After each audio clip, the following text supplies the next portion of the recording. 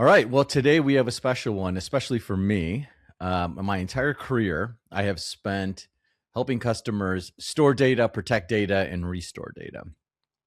So this conversation is going to be a fun one for me. Today we have Vasu Murthy, Chief Product Officer from Cohesity. So we're going to talk about two amazing topics. We're going to talk about data and AI. So get ready.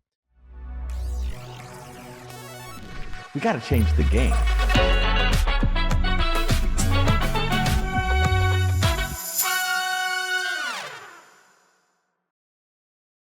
Vasu, thank you so much for joining us today. Thanks for having me. I did have a question for you. This is a total Indian question. And by the way, you'd be impressed how desi Chris can be. Really? Oh, yeah. I haven't gone to one of the Patel matchmaking sessions yet, but he's close. He loves Indian food. He had that I do. He had a chef that was cooking him Indian food at home. By chef, he means our babysitter. Oh, that was your babysitter? Yeah, I don't like. You think I have a personal chef, dude? Well, there's I don't roll like that. There is. It's called Rasoi. Rasoi. It's in Chicago. You look it up, dude. These people will cook Indian food for you. We've got one of those here in Evanston on Dempster Street. Oh. You take them home. They're full fresh cooked Indian meals. No, every day it's homemade, and then they bring it to you. It's like a meal. Well, this one you have to go get. Well, I don't know. Maybe they deliver it to you. I don't know. But it's an Indian meal prep thing. Oh, I'm too lazy for that. I don't want to go anywhere. But they're pretty much already done. It's like you heat it up. That's pretty much what you have to do. Or someone to actually cook it for you. So you got a choice. Well, I mean, they cook it for you, basically, but you got to heat it up.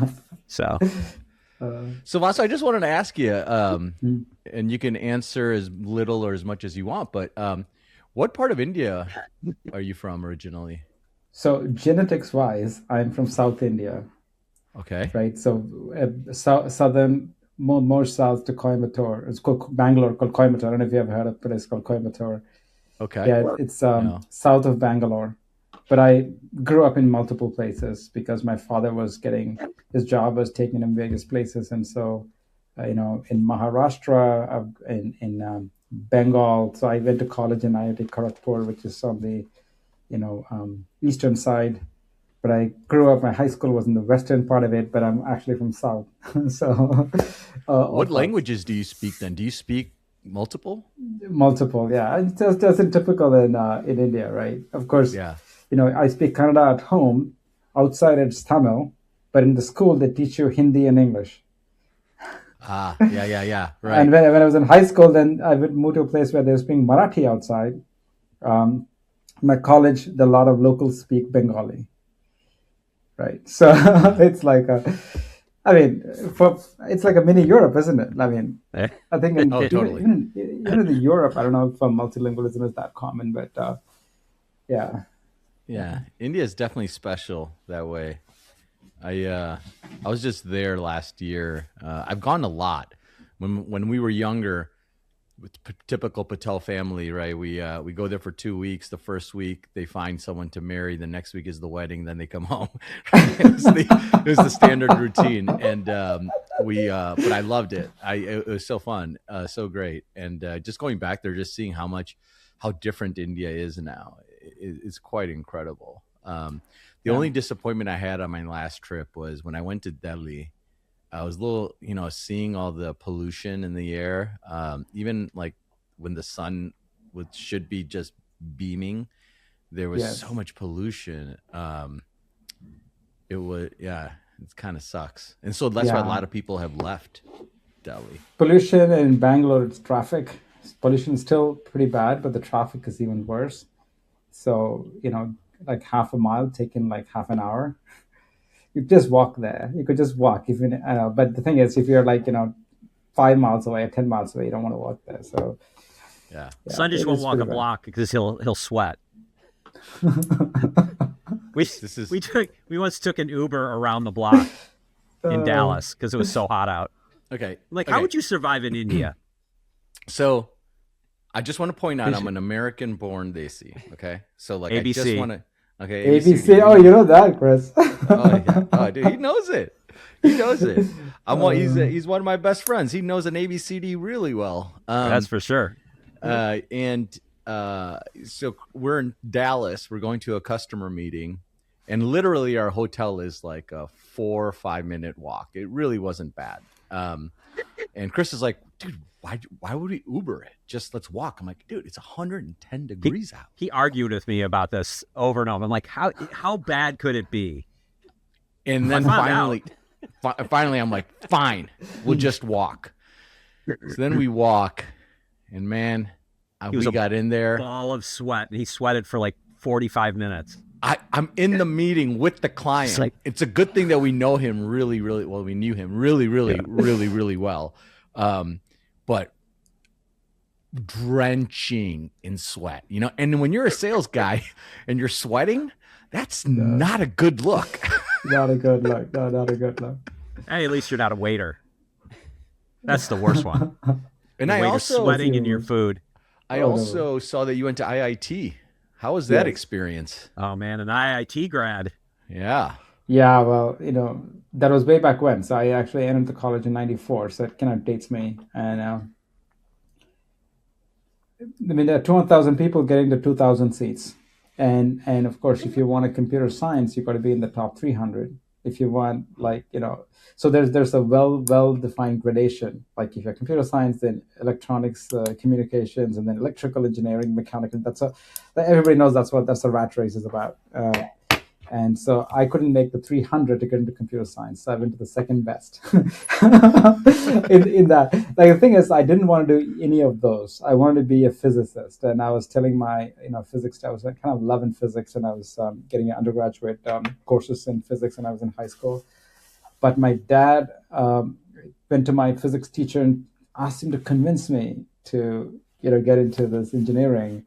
And so my physics teacher, who I had thought the world of, came to me and said, "No, electronics is just electron physics. I should go learn it." It just brainwashed me into it. It's not like I regret it. Maybe after this I'll go back to my love for physics and do something, because this is the age of physics, isn't it? Like, of atoms. Material sciences. Now the age of atoms. The age of software is coming to kind of not a close, but the age of atoms are finally catching up, right? So there's just, I think, the last 30 years of trying to do all the things you could do with software, and now I think we got to do make it broader, more energy, more physics, more mechanical stuff. And so maybe I'll after this I'll go back to that, but that has always been my dream, to really work on physics. Well, I was a political science major, and you know what I do to scratch that itch is I like build guitar pedals. So I get to do a lot of soldering SMD stuff, and I'm always tinkering. So I exercise that demon a little bit, and that's what Linus Torvalds has started doing now too. I'm on like these weird little pedal building forums with him now. It's just strange. Oh, wow! Linus Torvalds and Chris Brandt and doing the same thing. That's right. Well, I've been using the STM32 microcontroller, and that seems to be where he's landing now too. So it's a very small community on like Discord. Yeah. My last story, and then a question for you, and then we'll get started.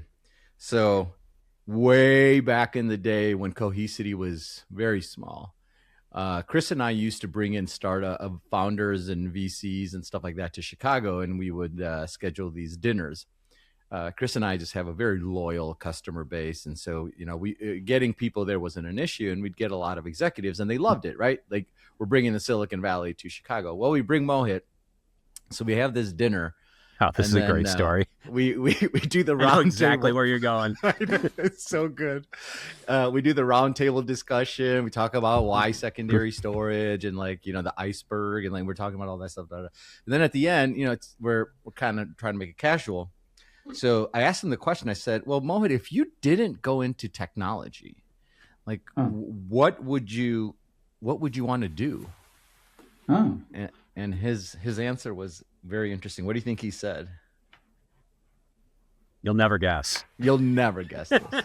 So It's an Did he say he unfair wants to be a question. politician? No, No. no, no. He said I've always been interested in bodybuilding, so I'd probably be a weightlifter. And Whoa. I'm like, what? What? So you're this incredible genius, and you would go into to be a weightlifter? He just he's like, I like their discipline. I like their focus. It's like, okay, it's a strange It one takes for more than you, man. those, though. I mean, yeah, if you got the rest of it, yeah, I think discipline focus would help. You got to need the genes. I mean, Maybe. like, Maybe he has. I I have no idea. admire his willingness to take that very long journey that he would have to go Yeah, on yeah. to get from where he is today to there. Well, But I just don't know, expect it. I mean, I know someone else had asked this very successful tech person. I said I would be a politician. I was like floored. Like, what is that? I know. Yeah, dude, Oh you God. know, you never know what's inside, what drives people, right? I know what mine is. I would be a lottery winner. I think I'm really good at that. You would be. You could be that right now, Chris. Yeah, that's my alternate career. I mean, just like keeping that on the side. Yeah. So last question. This is one that I try to ask questions that are very relevant to AI before we get started. So the one for me that's top of mind, we're seeing this debate that is happening right now about the concept of data centers in space. You have Elon Musk that is, putting his argument out there and is, there's your first mistake. Yeah. Listening to Elon Musk. Chris, and then you got Sam Altman. That's just like, that is just absolutely insane. And like, yeah, go ahead, spend billions, and there's just no way it's going to happen. And so, it is quite a radical idea. It is. But since you wanted to be a physicist, yeah, what do you think about that? I see. The thing is, a lot of people have talked about what could be done in space, but everybody has a mindset of the previous generation where getting a pound to orbit is very expensive. If you make that super cheap, the whole game changes. And with Elon Musk, he already owns the rockets. So his additional incremental cost is the cost of fuel, right? And if you get to that low, I think there's probably something you could make out of it. For example, you get more power per square feet. So there's no clouds. It's 24/7 sun. The problem with Earth-based solar is we have days and nights, plus you have clouds and you got rain, and so your factor of efficiency improves, I think, 2 to 3x. And so for every same size of solar panel, you get 2 to 3 times the power. Cooling is extremely easy. Like the problem with satellites are on one side is too hot, the other side is too cold, because it's just a space. So you can radiate heat much better in space. The only thing is going to be, I think, maintaining them, right? How are you going to, like, if the chip fails, how are you going to unplug it and plug it? But there are creative ways to do that. Like, there are the satellites that have been created that are like this small, right? A couple of feet in length.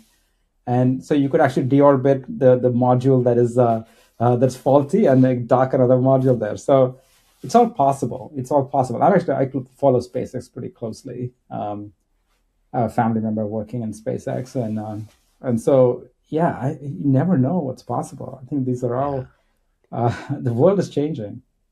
Yeah, I mean, I think there's some substantial problems with that model, though, because, like, one, it's like, satellites don't last forever, and maintenance of satellites and keeping them in orbit and the fuel required to do that. And you'd have to have considering the size and weight of a data center, you'd have to have a pretty high orbit too, which would be problematic just from like telemetry, down, because you can't put something like that into a geosynchronous, really effectively.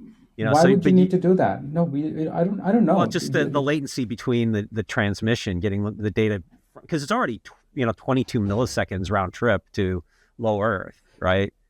So, right. But you'd have pretty for a data center like that you're gonna put that kind of money in. I just feel like you'd have latency challenges, like orbit challenges, costs of like keeping I things can think up of there. a satellite data center, each of the satellites being just one rack unit kind of a size. Yeah, I mean, maybe if Tons you of them. disaggregated it and like did it like, Yeah. I'm in my mind it's disaggregation because you don't have to do the same thing that you do here. There are independent units. Like how is the Starlink is working, right? Very disaggregated, 10,000 satellites doing the stuff, and Yeah. they have pretty high speed network between them. But they deorbit constantly too. That's the other problem. I know about this because yeah, I learned from my friend at SpaceX. Yeah. They constantly things fail, they deorbit it, and I actually been to the factory where they make those satellites. Yeah, there's this. If there's an error, they'll just deorbit it and just burn, and then launch another one. The thing is, the SpaceX satellites are so cheap; they're just like $30,000 or like $60,000, something like that. So they can do as many. I mean, GPUs are not going to be that cheap, but you never know. There are clever ways to do stuff, and It just strikes me that like if you wanted the cooling, you could just go to like some Arctic you could location where you could like get, and then you could put solar arrays in space and you beam could have beam nuclear the power energy. down Yeah, too. I think yeah, it's an energy, constantly available energy, and cooling. It's energy ultimately. I think it's an energy thing that he's trying to. Yeah. Nobody knows. Like I don't know for sure, but it seems very intriguing. Probably not in my lifetime kind of situation, but I'm old, so I've been I'm not going surprised. to live that long. I don't know. I want to be It, surprised. yeah, it's been great chatting with you. With the chats that we've had so far have already been amazing. So it's great to meet you, and for me and Chris too. We knew Mohit from way back in the day when Cohesity nobody knew of Cohesity, and so we've seen this baby grow. So it's just really special for Chris and I to continue that relationship with a company which we saw when they were small, right? And they're Wow. still trying to figure out messaging, and now look at where you guys are. So it's just super cool. So thank you so much for being a part of this. Maybe we start by a little bit about you and your journey and how you got to Cohesity, and we'll go from there. Thanks, Sandesh. I mean, you guys are fun to chat with, and it's a pleasure chatting with you all. I started my career as an engineer. I like to build stuff. Then I realized I enjoyed talking to customers more. I became a product manager. And in the process of it, I realized, building products that customers love is a lot of fun. And I want to do a startup company and ended up starting a database, in-memory database startup that Oracle acquired way back when. And that taught me about what it takes to sell to enterprises and companies around the world, the difference in various markets and so on. And the journey took me to Rubrik, where I was a part of the journey to be an IPO, and now at Cohesity, but Sanjay did a pretty tremendous job of acquiring Veritas, making the number one market player. I feel pretty privileged and to be in this position to direct products at Cohesity. Yeah. So speaking of Cohesity, maybe you want to give us before we get into the product and the tech, want to give us a little bit of how did Cohesity start? How did you guys get to where you are today? And then we'll get more into the actual product and value side. Yeah. Yeah, Sandesh, and you know Mohit for so long, right? Mohit is a guy that anything that he codes is $1 billion product. So, and you can trace the lineage from Google file system that he helped create to Nutanix that he helped create and to Cohesity. And you can see the progression. One is about building a repository for the world's data. The second one is building the same thing for compute and applications that Nutanix did, like a scale-out architecture. And now the same thing to do it for the bulk of the data in the enterprise. And that's what Cohesity was about. It was founded to store all the world's data in a more efficient format and bring applications to it. And we've come a long way, as you see, in helping customers do it. 70% of the Fortune 500 customers and in a huge footprint. Yeah, we've come a long way since Mohit's vision of building a platform that will hold all the world's data and bring applications to it. And I think what's cool is, we're in this world where AI is such like the only topic that people seem to want to talk about anymore. And I'm really curious to hear, what your AI journey has been like and where you've gone with that. Yeah.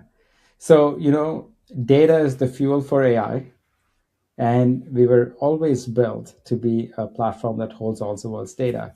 And there are many uses for this. And we help this users data to make a company, like our customers, become cyber resilient. and the same data can power AI applications. For the longest time, applications were all driven by structured data, right? So tables and customer lists and orders and so on, financial numbers and so on. But for the first time, Gen AI is bringing the whole unstructured data into the fold of analysis. And bulk of the data that we store is unstructured. And so this is our opportunity to help customers leverage all the unstructured data they have, and put it to good use with AI. And that's one of the fundamental, that's not the only place where we play in customers' AI journey, but that's really one of the fundamental rights to play. We have all the world's, pretty much bulk of the world's data, hundreds of exabytes, and getting that usable quickly without a lot of extra investment is really what our key value prop is now. I think what you're highlighting there is how data is so critical to AI, and where I see so many AI solutions and startups really get challenged is if they don't get access to data, then there's really not much value that they can create. And just by that premise, some of these startups are just not going to make it just because they're never going to get access to that data. And here you guys are sitting on piles and piles of data. So it really gives you this competitive advantage to actually do something that can add a ton of value to clients. So as we get into that, in our last conversation, you mentioned the term AI resilience. Can you give us an idea of like, what does that mean? Yeah. So the business that most customers pay Cohesity today is to be resilient. And what does it mean? What it means is when a business is attacked or a natural disaster, a data center, shuts down or something like that, you need to bring back the business, right? You want to bring back the business the way it was. And that's the business we were in from day one. So, traditionally called backup and recovery, and that has become way more complicated with cyber attacks. But in either a cyber attack or a natural disaster, our job is to, make a business resilient by bringing them back. And the only way we do that is by storing all the data that happened in the past. We have a full capture of how the business was every day in the last, say, take 90 days or 100 days. So that's years in the past. So we have a full record of that. And so we can bring the business back in action. And that's what customers pay us for. With cyber attacks, it's become even more complicated. Bringing a business back means you got to bring a business in a clean way and not reintroduce the bad malware or the bad actors login in. You got to clean up all of that. And so we've been putting a lot of effort into making that better and cleaner, faster. Turns out the same applications that that are running the business are going to be run by agents in the future, and it's already happening. A lot of critical components are being run by agents. So our next step is to make the agents also resilient, right? Business has to come back up. It's run by agents or run by applications. You have to bring them back. And so one of the pillars, what we're trying to do is to extend the same resilience to AI, which means capturing an agent state, its memory, like what it's doing, what state, data it's working on, it's the data that is the tools that it's working on, all of them. So if something happens, you want to reset an agent state, or the agent dies, or something, a natural disaster and the whole data center dies, we can bring it back up. Or if your agent even completely starts hallucinating and you don't know why, exactly. You got to roll it back, right? In fact, that is the second part of it, because agents are can be perfect, and so right. they do like what I call shenanigans, right? So that's one of my favorite words, by the way. Right, and so because we have the full capture of the enterprise infrastructure, we can also bring it back to a state where agents didn't mess up, right? So look at this problem. I mean, agents are going to do a bulk of the work, but who's going to check in on them? They're going to do so much stuff. It's not human beings that are going to check in on them. It's going to be other agents that are checking on them. And what do they do if they need to restore something back? Again, agents need to think through, but they cannot solve it unless they have a copy of the data in the past. And so the same value that we've been building this company into this $2 billion run rate applies to the AI infrastructure itself. And this is apart from making that AI better, like leveraging, giving the entire data, access to the data, making the data access easy. So this whole, set of functions that make a business resilient when it's running AI that is making the AI itself resilient and making the business resilient against errors by AI, is what we call AI resilience. There's some like really unique challenges to protecting AI, right? Because, one, you have like, what do you save? What's the important part to save? Is, like you don't probably want to like continuously back up an LLM, but the weights might be really important, and somebody may tamper with weights. So you need to have, from a security perspective, you may need to have that, right? Some of this data is transient. So like, like point in time kind of matters, for the state, piece of it. And, you're going to have drifts and all sorts of things. I mean, like, it's just, there's a lot more, it almost seems like there's a lot more granularity to what you got to look at. And I think right now the people's perspective is like, well, you've got the foundational model and you just use that. And, like if something happens, you just replace the foundational model and kind of go on. So I don't even think like a lot of people are really considering backing up their AI, or how to, or like even conceiving of how to do it, right? Or protecting it even, Right. Way back when clouds were new, nobody was backing the cloud either. Right. Right. And way back when pre 9/11, a lot of data centers were not backed up. And so there is always a reckoning that wakes people up. I think 9/11 was a big reckoning for data centers to have a DR site. And cyber attacks have been a reckoning for many, many enterprises to make sure they can come back. But that reckoning has not happened in AI, but it's definitely in the minds of folks like us and some forward-thinking CISOs and CIOs on how to make it happen.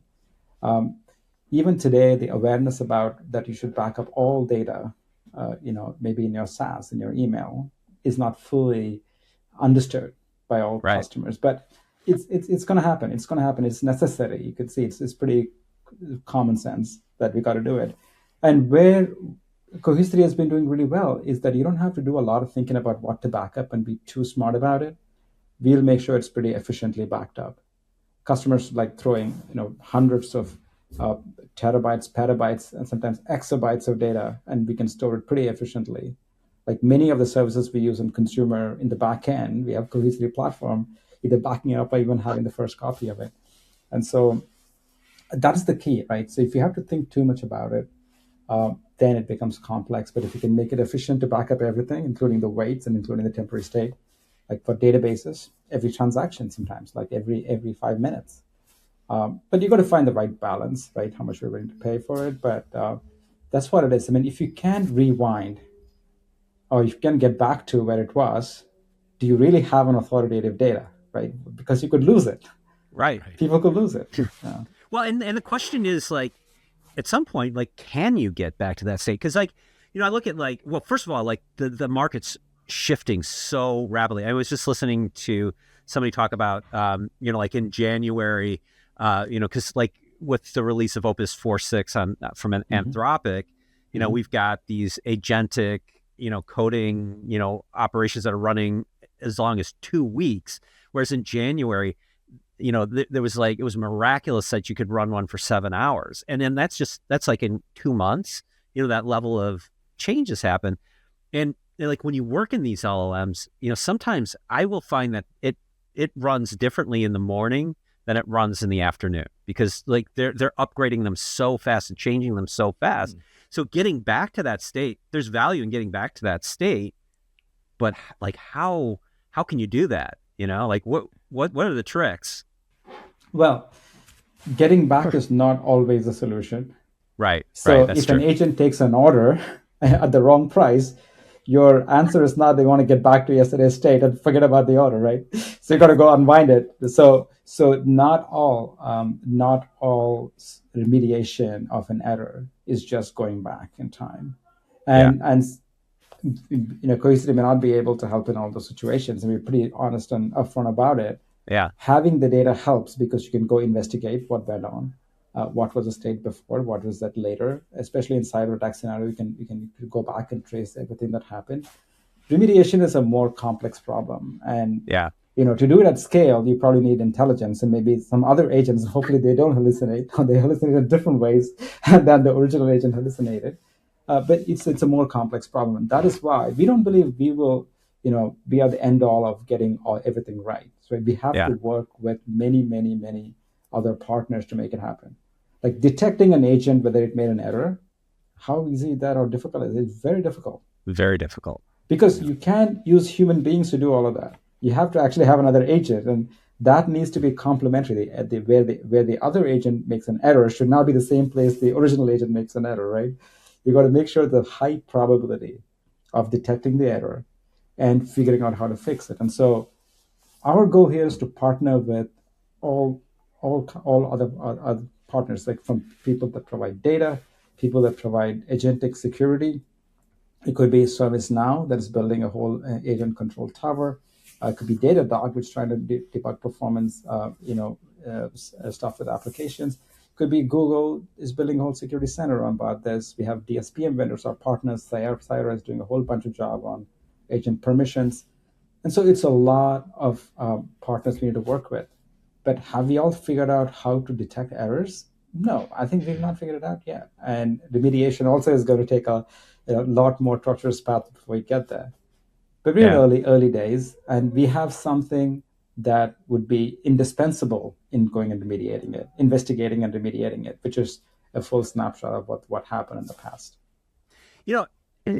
When I think about this, sometimes it's more because getting an AI back to a state to reproduce outcomes, like it's intentionally variable, right? I mean, like even if you rerun the exact same state and everything 2 times, you're going to get different answers. Yes. I almost wonder if like there's going to be like a big business in preserving output, and maybe that's really the answer, is like sort of preserving that chain of output and having some like sense of what the inputs were to retrieve that output, or some of the behavior that went into that. But maybe that's a big valuable piece, and that's a lot of data.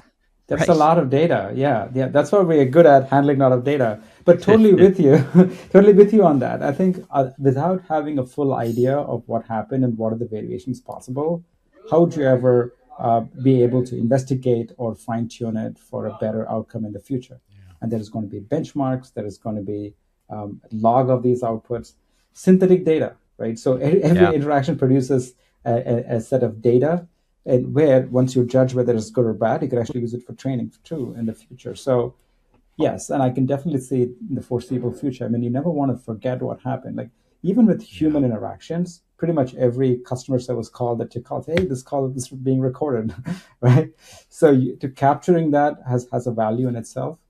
Definitely going forward, it has more value than the cost it is to store those bytes. And we are here to make sure that that cost is very low. So there's data is going to be there. Yeah, and a lot of it. So if I was to like try to simplify in a sentence of how does Cohesity solve problems by leveraging AI? I look at the core value proposition that Cohesity has. You store data and you help customers recover that data. And what I think is unique here is like you can use AI for so many different use cases in there. Yes. You can help people first prevent the attack. Yes. And then if there is an attack, now you can use AI to recover quicker. Is that kind of a fair way to simplify it a little bit? Yeah, 100%. 100%. In fact, this prevention recovery process, we call it 5 steps of cyber resilience. And each of those steps, we can actually use AI. Like first is to make sure you're protecting all the data. But the big problem is, how do you know you're protecting all the data? You got to be able to scan it. And even now, when customers don't know that, hey, somebody has made a copy of the bunch of data in S3, or that there's a bunch of files in SharePoint that are not being backed up. And so we can use AI to figure out what to protect, and also what not to protect and what to delete. Like there's a lot of redundant data. Like most customers don't know what is in this big, 100 terabyte filer, right? They don't know what is in there. To help them understand that, delete what they don't need, itself is a big deal. And AI helps a lot with classification Making sure backups are always recoverable means that you want to make sure there is insufficient copies and there are some critical data you don't have copies. They're not vaulted there. You don't have a cyber vault. We can detect that with AI and help customers. Detecting malware when the attack happens, how that happens, if we can expose it early on, we can prevent an attack. And that is, we have a whole bunch of tech that's working on using AI. And then our fourth step is practicing recovery. So you don't want to be stuck, when the fire happens, that you're figuring out where the exit is. You've actually done a fire drill and you know exactly where to go. So practicing that, we actually create automated blueprints for applications. So here's the more important application. This is how you recover. We help them practice it. And then fifth is constantly scanning and making sure your data is still following the policy and that you don't have any violations of it as mess keeps happening, right? So data tends to proliferate entropy. It's naturally things become chaotic and you got to go rein it in. And so all of these 5 steps, we have AI. In fact, not only that, how we work is also AI, right? So yeah, we now started using AI every day. Yeah. So, I like preventing and detecting AI-based attacks is a really tricky space to be stepping into. And, yes. Like recently we had, like 2 kind of big incidents, I think. One was sort of the Anthropic issue where they had like a pretty much autonomous set of agents that were launching attacks from their platform. I think they attacked like 30 different companies, and Anthropic eventually identified it. But like each task was a sort of discrete agent that didn't look particularly malicious, but when you aggregated the agents, they became rather malicious. And then we saw recently malware that's being introduced where it's utilizing public LLMs to increase its polymorphism and rewrite code and add features that it doesn't have when it detects certain potential vulnerabilities and things like that. So, like the quantity and vector of these attacks has just like gone through the roof. And then you've got like, data poisoning and things like that get extraordinarily sophisticated. And I got to imagine really difficult to identify. What do you think is going to be the sort of state of the art of like how you approach that problem? Mm-hmm. So, Chris, there are so many security companies at any point of time, and that's because it is such a big beast, like an elephant. It's like everybody is grabbing at different parts of it and solving a specific problem. Yeah. I don't think we can expect one company to be able to figure all of this out. For sure. Right, and so we have to work with open interfaces with other security companies. So as they get better at solving one problem, like data poisoning, figuring out data poisoning is not easy. Prompt injection, it's not easy. Verifying if an agent is doing the right thing, detecting when it makes a mistake, it's not easy. How to resolve it is not easy, right? All of that. And so what we are trying to do is to build an open interface that any of them can actually leverage our product intelligently and have it as a part of remediation, have it as a part of detection. If an agent wants to investigate what happened in the past with their agent, they can actually query us and figure out, what happened in the past. If they want to figure out how to remediate it, they can query our, system or record. So we are working with like Databricks, for example, and exposing all these data that we're collecting into the Databricks data lake. And so customers could build agents that can query these things. So we want to be open. We know we are helping customers be resilient by storing all the data, but we cannot be closed-minded and saying, we're going to monetize this data and I'm going to put a whole bunch of roadblocks in there. I think that kind of slows down the progress. Instead, we are building an MCP server into our product where any of these agents or any of these partners can actually query what's going on. We will proactively go load up their catalogs, like in Databricks, for example, or Snowflake and Palantir. We'll load up those catalogs with knowledge of what we have. And so it just makes it easy for customers to access and get going with this whole evolution. You have all this data and you're doing all these analytics on it now. I mean, do you envision maybe a future where you could, because one of the big challenges with AI is like, how credible is this answer? and starting to like pin credibility, because it's going to be a sliding scale, I imagine, when you talk about security. Like, this is kind of not secure, but it could be, like, this is very not secure. This is okay, like, but I mean but that's a big problem for everything in terms of like responses and things like that. So if you're starting to see like the credibility of models or of agents sort of declining in your kind of evaluation of the security challenges of it, that may be something you could feed back into the whole ecosystem too, right? Right. Now, where I expect much of this use of this agentic is going to be where it's possible to verify, right? So it's a problem of there are things that you can verify easily and things you can't verify easily. Right. For example, an agent creates a support ticket. It's possible to verify that it's an actual real customer. It's probably possible to verify they have the licenses, and it's probably a valid input that came in. So there are things that you can verify, and I expect most of those real action-oriented, like work-oriented tools to be verifiable to start with. But then you go to this knowledge work and like what we do day to day. Yeah. It's like I cannot say it is low impact, but then it's a personal responsibility. It's like the Tesla FSD right now.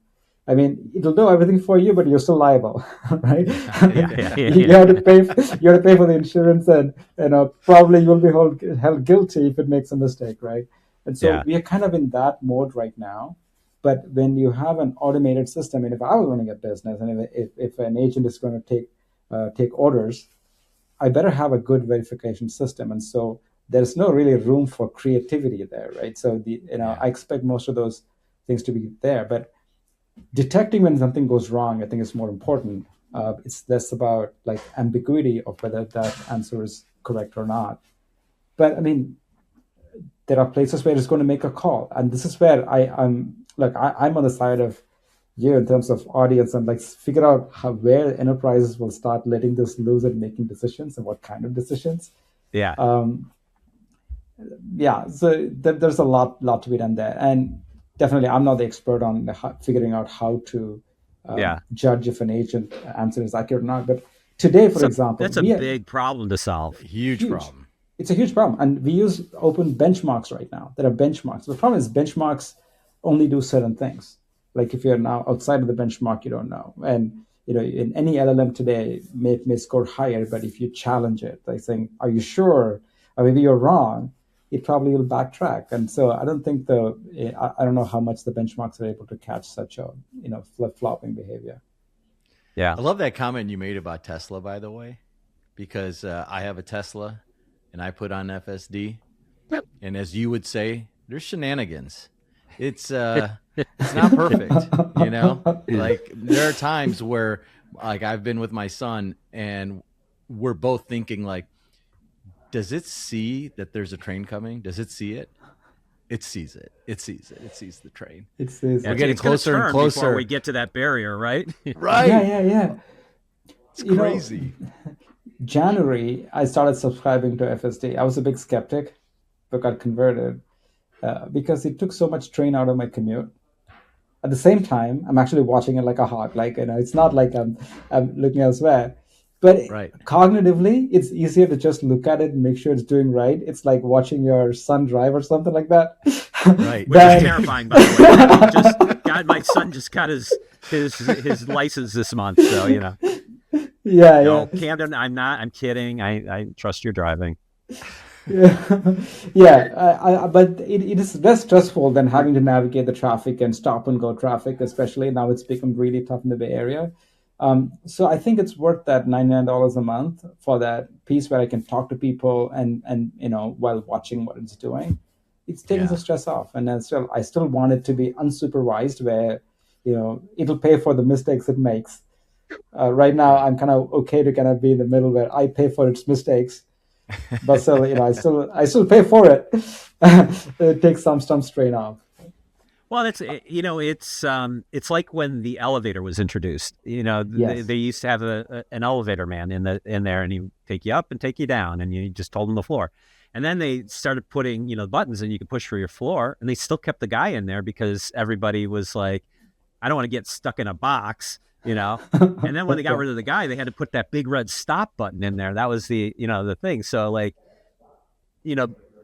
in some ways, like we'll probably see that autonomy and AI was operating at a higher level of safety than most people do. Yes. But it's like it's still, there's that, like you say, that discomfort factor where you got to keep your eyes on everything.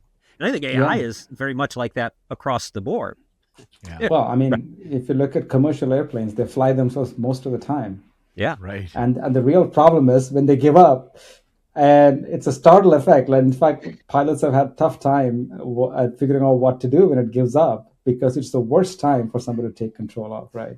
Yeah. And so, yeah, it's a slippery slope. And let's see how it figured out. Let's see how it figured out. I mean, my son and I watch a lot of airplane accidents on YouTube, and you know, the I know the worst channels you're time. watching. I Yeah, watch yeah, those yeah, too. yeah. I know. And the worst time it tells you to take over is really a bad time for a human being to jump in and figure out what's going on. Yeah. Well, And and quite frankly, a lot of the accidents that you see are because the humans didn't trust the automated systems, took it off yeah, the automated systems, and then crashed. yes, There's that a too. lot of that. That too. There are times when the automation gives up. It's very hard to figure out. Sometimes automation doing perfectly fine, but then it's hard for humans to trust. Yeah. Yeah, this is the human condition, isn't it?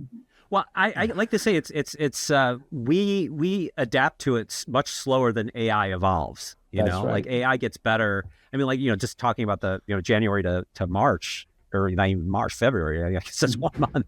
Like how much it's changed. Like it's growing so fast. It's that sort of Malthusian curve. Like it's Yes. growing exponentially, and our ability to adapt is linear. What I've not really gotten over is the intention behind AI, Yeah. right? So when people make a Alignment. machine, right, alignment with us, Yeah. right? So when people make a machine like a airplane in this case, I know the engineers are human beings and they want human beings to live. I don't think and so they're going to take an extra measure of safety. Every decision is going to be thought through because we trust human beings to kind of take care of each other. But an AI takes over, is the intention the same? It's definitely not intrinsic. It's being Right. taught something, but what is the real intention? I don't know. And so I really, especially for those critical things, I'm of right now. I'm not sold off that we've got this, that agents do the stuff and we just take the outcome of it. I think to be able to verify that it matters, it's going to be critical, and that's why I think we're still going to be very relevant in those areas where things are like Yeah. low cost in terms of, or low impact or low effect. I think it may be okay, but for like, this is the story that's been going around in X, like radiologists, right? So more AI, and there are more radiologists being hired because you want the radiologist to make the determination and tell you what to do.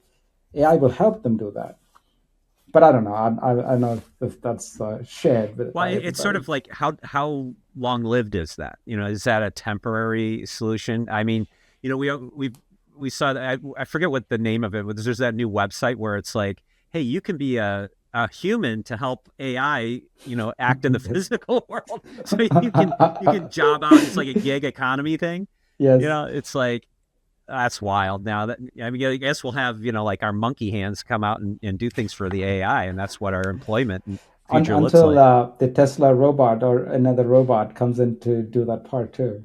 Yeah, right. And robotics is having an explosion too, Yes, right? resurgence. Yeah, huge, Yeah, huge it's explosion.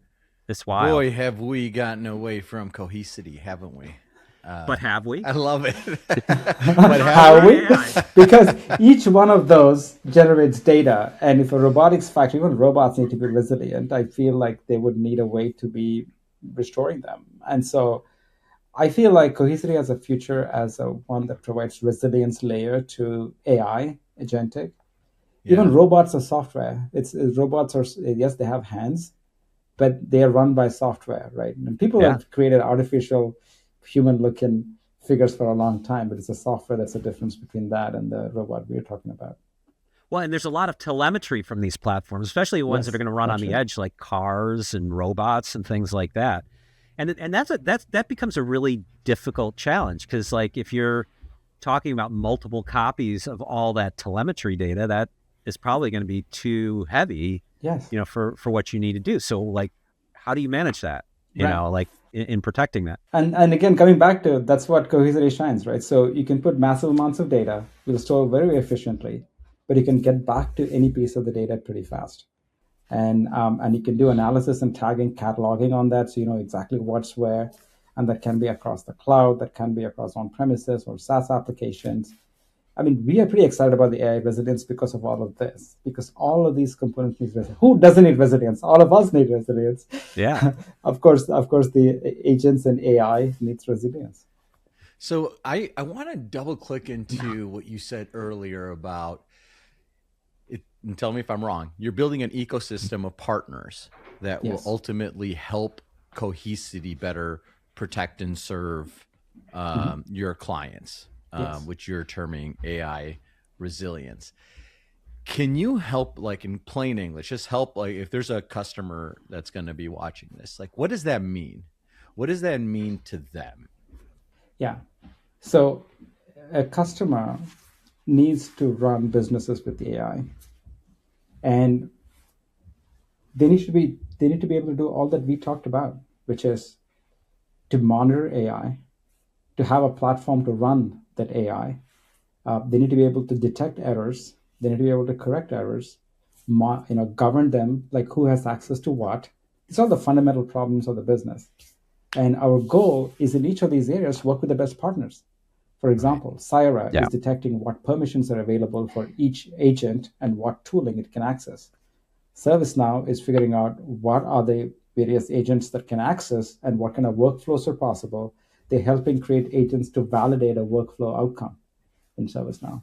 Datadog is figuring out if the agents are functioning properly and they're getting the right performance characteristics. Google is building tools that do similar things. Microsoft Agent 365 actually monitors all actions on top of email or SharePoint or other assets, and figuring out which agent can access what permissions. And so this is the kind of ecosystem partners. And when anything's failed, we can actually help them recover. We can also help them to investigate what went wrong when something goes wrong, and to be able to bring back what they actually needed in the first place, right? So that's why it's very important for us to be working with all these partners that are helping our customers, even in the data side, gather the data, to analyze the data, to build agents, to be able to operate agents, manage, monitor them, govern them, and that's where we plug in. I think that's a great idea, because what I'm seeing in the field is time to value can be very, very challenging. And so many customers are going to say to me, I got tools for this and that and that. I just got way too many tools, right? But what you're saying is like, let me connect into what you have and leverage the value that you're already getting from people that already are doing a great job with you for this thing. And if I'm understanding it correctly, Cohesity provides that one pane of glass or one control center where now you can get the whole tech ecosystem connected into Cohesity. Is that accurate? Yeah. Also, it doesn't always have to be a user interface. It could be an Agent interface. right Yeah. through which you can access the whole thing. So yes, we always will have human beings looking at the console and looking at what's going on and make sure they are completely resilient, they can recover and operate in face of any accidents or disasters or attacks. At the same time, many of these functions are being performed by agents too. So we are providing an MCP interface so they could do that in a secure way as well. Do you think, one of the challenges is like, as we go forward, I mean, because we saw this big dip in the stock market the other day because, what was it, 200 lines of markdown that, like made up this whole legal analysis. So like, oh, well, so that industry just went away, right? Like it's looking like there will be ways for people to just build agents on the fly, agents that build agents on the fly to solve business problems, which kind of undercuts a little bit that the software industry, which is, I think, what that dip was looking at, right? How do you protect a world where things come into existence, that are core critical items for a company, and you have to keep track of that, like do all that kind of discovery too. I mean, what do you envision that future looks like? Yeah. So it's basically again an agentic way to provide resilience, which is we need to be able to constantly discover what's going on. A part of this is already happening in the cloud. Previously in the data center, you knew where the vCenter was, you knew where the databases were being run, and they would just configure. Our customers would just users would just configure these things and say you take a backup. But if in the cloud, it doesn't happen like that. There are multiple people that are creating new data entities, right? So they're creating S3 buckets, they're creating new applications. One of our largest customers saying in the cloud, for them, there is not going to be any controls. They don't have to get any permissions before they go create a new application. So anybody can create applications, and we are responsible for protecting them. So we automatically need to discover it. So it's already happening. The future of the enterprise is we automatically discover what's happening and be able to protect it and provide resilience. We cannot wait for somebody to configure or tell us something is going on anew. And that also helps us verify, is everything being protected? Are we being governed or not? All of those are being, automated, right? So the future is automation. Is already happening right now. And in this AI resilience, nobody was going to tell us, here is an agent and this is what you got to do. It's going to be that we are constantly discovering and figuring out what to do.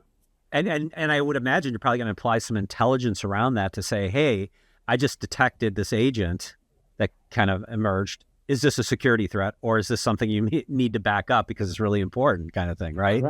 Correct.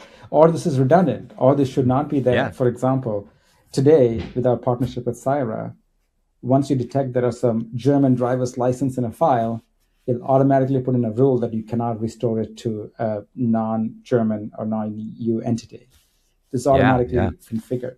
Yeah, for GDPR, this has got to be a huge boon, right? Exactly. And for things like, we've always talked about leaking data and exfiltration and things like that, and just data provenance issues and things like that. This is like taking that to a whole nother level at that point, right? Yes, because the way data can be manipulated and it can proliferate and what actions it can take is so much more richer in an agentic environment. Yeah, so we've covered a lot. I think I can talk about this for seriously. This is a forever. brave new world, and it's super important that I know. Companies are out there trying to get ahead of this problem because I think there's, like I said, it's moving so fast. Moving so fast, and we don't know who would win and who would lose. There's going to be a bunch of which makes it really winners. hard for folks like you, because what do you develop towards? What do you, who do you partner with? Who do you, that's, I don't envy your position because you've got a really tricky world you're operating in. I really, really, really appreciate the building out that tech ecosystem, because I think partnerships and relationships are going to be so important in the future. Sometimes we get so siloed in this is my company, this is what we do, and we're just going to do this and we're going to sell this, if we can, you mentioned the human side of it, that is very personal. I know to Chris and for me, definitely, I really worry about that. I love technology. I love it, but there's also unintended consequences of technology. Yes. I always talk about the iPhone, right? There was social media, but then the iPhone created this whole mental health issue, which we didn't really see coming. So what is AI going to bring to us if, there's agents talking to each other instead of humans? And this is, hey, we're on this earth, without getting too philosophical, but we're here to be happy. AI discussion that doesn't end philosophically, so just go for it. Yeah, to me, it just comes down to humanity. We're here on this earth, for a reason, and we want to be happy. What makes us happy is humans, right? Because we're other humans in our relationships and everything else. But I worry, I don't want AI to take away that secret sauce of ours. It's gonna have an impact. But we as a society, we can control this. We need to, and I think this is why it's so important that we do talk about this. I have 3 kids. I'm so worried about them. Yeah. I'm just so worried, not about how much money they're going to make or their careers or what they major in or whatever. It's like, just don't forget to be human. Right. Like, just make sure you care about the relationships and the people in your life, because that's Right. what's going to give you the happiness, And learn to prompt engineer. Yeah, prompt engineering. The utopia, I know science, I'm a big science fiction fan, and then there is answers for all of these. We don't know if it'll be true or not. Like you watch Star Trek and say there'll be a time where there's no hunger and nobody needs to work just because they have to, but they can do what they want to because they're curious.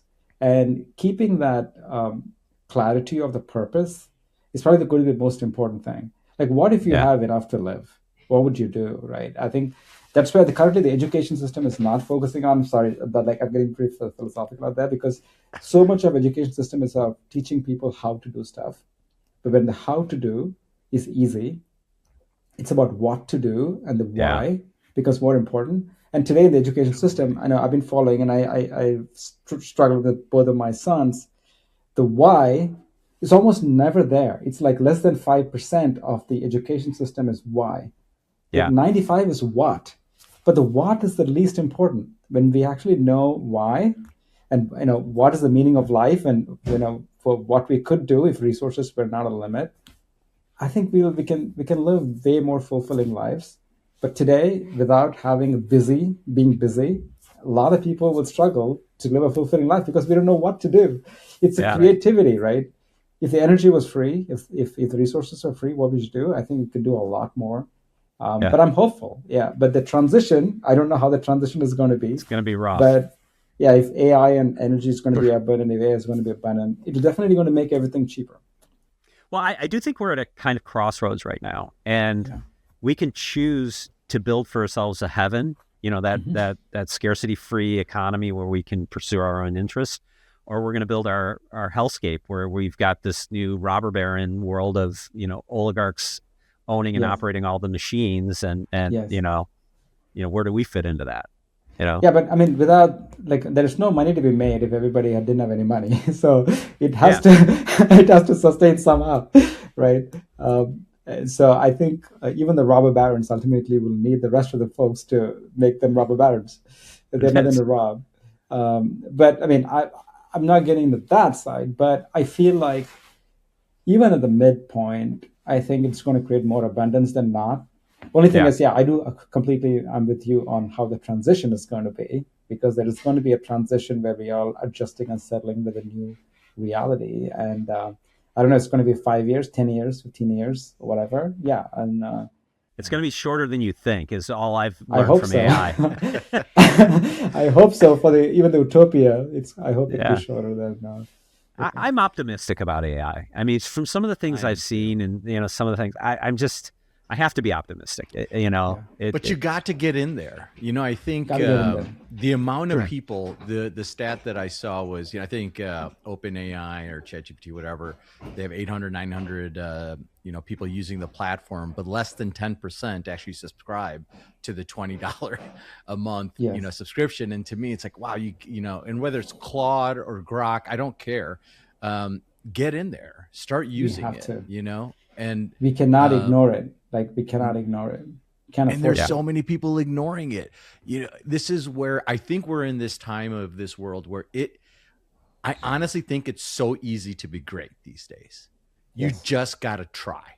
Like, if you try and you go learn what you need to learn, the world is going to open up for you in many, many ways. But I think so many people are just like, I'm just going to wait until this happens, or I'll see what my company does with AI, or I'll figure it out, or I'm only going to be, I hear this one all the time. Hey, I just need 5 more years in this business and then I'm out of here, and it's like, like, okay, well, you do have children and you do have, others that you love and care for, And you're not going to like, die in 5 years, so you're going to be do it around to for experience them. it all.